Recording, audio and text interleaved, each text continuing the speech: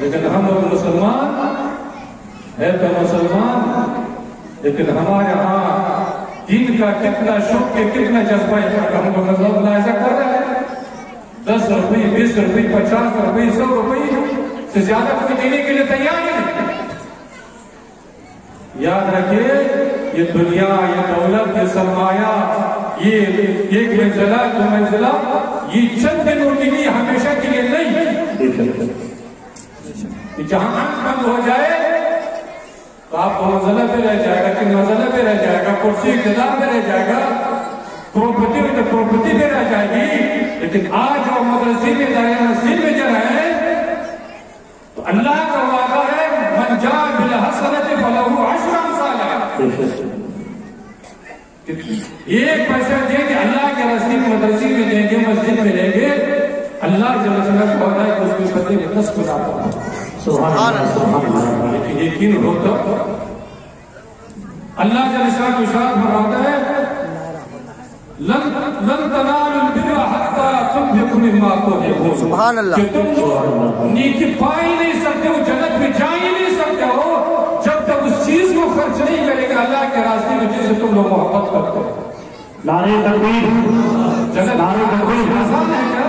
نماز آپ لوگ نہیں پڑھیں گے، مسجد آپ لوگ آباد نہیں رکھیں گے، مدرسے میں آپ لوگ تعاون نہیں کریں گے، ذکر و اذکار آپ لوگ نہیں کریں گے اور جنت میں ایسے گھس جائیں گے. اتنا آسان سمجھ رہے ہیں؟ اس لیے مسلمانوں یہ اداروں کو حقیر نظر سے نہ دیکھیں. اور میرے تو یہاں علماء بیٹھے ہوئے ہیں، ہم سے زیادہ مسئلہ ہے تو عمل ہے. جو انسان جو مسلمان مدرسے کو حقیر نگاہ سے دیکھتا ہے تو ہم تو یہ کہیں گے فتوا کو مفتی صاحب دیں گے کہ وہ اس کا ایمان ثابت رہ سکتا ہے کہ نہیں رہ سکتا ہے. اللہ کا کیوں؟ مدرسے میں قرآن کی تعلیم ہو رہی ہے. قرآن جو اللہ کا مقدس کتاب ہے، جس کو پڑھنے میں بھی ثواب ہے، جس کو دیکھنا بھی ثواب ہے، جس کو چننا بھی ثواب ہے، اور جس نے قرآن پر عمل کیا دنیا میں بھی شاد ہوگا، آخرت میں بھی شاد ہوگا. اس لیے اس نصیب یہ گاؤں والے 2-3 سال پہلے ہم آئے تھے تو یہاں مدرسے کا سنگ بنیاد رکھ دیا گیا. ہم کو یاد تھا. آج اللہ کا شکر ہے کم سے کم 2 روم بہت خوبصورت روم تیار ہو چکے. اگر اس طرح جذبہ رہا تو انشاءاللہ یہاں بہترین دارالعلوم ہوگا، جہاں قرآن و حدیث کی تعلیم ہوگی. انشاءاللہ آپ کے بستی شاد و آباد رہے گا، اللہ کی حکومت کا بسات ہوگا، دنیا میں بھی آباد، دنیا میں خدا کے رحمتیں برسیں گی. اور جب دنیا سے رہتے جا اپنے قبر بھی اللہ کی رحمتیں.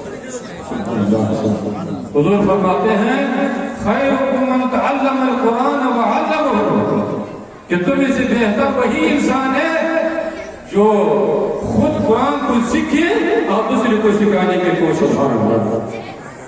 کیوں بہتر ہو گیا؟ ماسٹر صاحب کو نہیں کہا جو انگلش کی تعلیم دے رہا ہے، انجینئرنگ کی تعلیم دے رہا ہے، میڈیکل کی تعلیم دے رہا ہے، کون لوگ تعلیم حاصل کر رہے ہیں. کس کو کہا ہے؟ خیرکم من تعلم القرآن. تم میں سے بہتر وہی شخص جو خود قرآن سیکھے وعلمہ القرآن، اور دوسرے کو قرآن سکھائے. جیسے کہ قرآن کیا ہے؟ تمام علوم کا جامعہ ہے. انجینئرنگ اس میں ہے، میڈیکل اس میں ہے. جتنی علوم دنیا میں چل رہے ہیں اور جتنی علوم سے انسان واقف بھی نہیں ہے، ان تمام علوم کا جامعہ کیا ہے؟ قرآن حکیم. اور قرآن حکیم وہ علم ہے، وہ کتاب ہے جس نے سینے سے لگایا، اس کی تعظیم کی، اس پر عمل کی، تو پھر وہ سینہ، وہ مقدس سینہ جس میں قرآن محفوظ ہو جائے اور قرآن کی تعظیم اس کے سینے میں ہو، محبت ہو، تو اس سے سینہ کبھی جہنم چل ہی نہیں سکتا، کبھی جہنم میں جائے نہیں سکتا. اس لیے وہ کافی ہو چکا زیادہ بولنے سے فائدہ کیا ہے؟ رات بھر بولتے رہیں گے، جب حاصل ہی نہیں ہوگا تو پھر بولنے سے کیا فائدہ؟ وہ شاید نے کیا کہا ہے کہ طوفان لو لانے سے کیا فائدہ؟ دھوپ مجھے کافی اگر اثر کر سکے. اس لیے مسلمان ایسے موقع سے فائدہ اٹھائیے. یہ تمہارے آخرت کا سرمایہ ہے. یہ وہ سرمایہ ہے جو قبر میں جائیں گے جہاں کوئی ساتھ دینے والا نہیں ہوگا. یہی جو مدرسے میں دے رہے ہیں، مسجد میں دے رہے ہیں، یتیم و غربا کو دے رہے ہیں، مساکین کو دے رہے ہیں، اللہ کے راستے پہ خرچ کر رہے ہیں، تو جب تک لوگ بھی جائیں گے یہی پیسہ کو کام دے گا، تب آپ کو احساس ہوگا کہ کاش ہم 100 روپے کی جگہ پر 10,000 روپے دیے ہوئے، لیکن اس وقت افسوس کرنے سے کچھ بھی نہیں ہوگا۔ حضور فرماتے ہیں طلب العلم فریضۃ علی کل مسلم و مسلمہ، کہ علم کا حاصل کرنا ہر مسلمان پر، ہر مسلمان مرد پر، ہر مسلمان عورت پر لازم ہے۔ ان سے علم کو مراد نماز کا علم، وضو کا علم، عقائد کا علم، جو ضروریات دین ہے اس کا علم حاصل کرنا ہر مسلمان پر لازم ہے، چاہے مرد ہو چاہے عورت۔ ہر علم کہاں سے حاصل ہوگا؟ آپ کے گھر میں حاصل ہوگا، آپ کو علم حاصل ہوگا تو ان مدارس سے ہوگا۔ ان مدارس میں آئیں گے آپ کو نماز بتایا جائے گا، وضو بتایا جائے گا، جب آپ سیکھیں گے تب آپ نماز پڑھ سکیں گے۔ اس لیے کہتے ہیں کہ علم عمل سے پہلے ہے، پھر علم ہوگا تو اس کے بعد جا کر آپ نماز پڑھ سکتے ہیں۔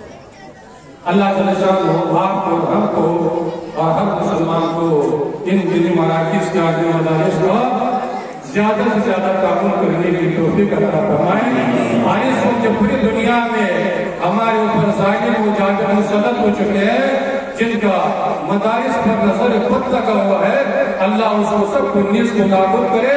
اللہ ہمارے دینی مراکز کی حفاظت فرمائے۔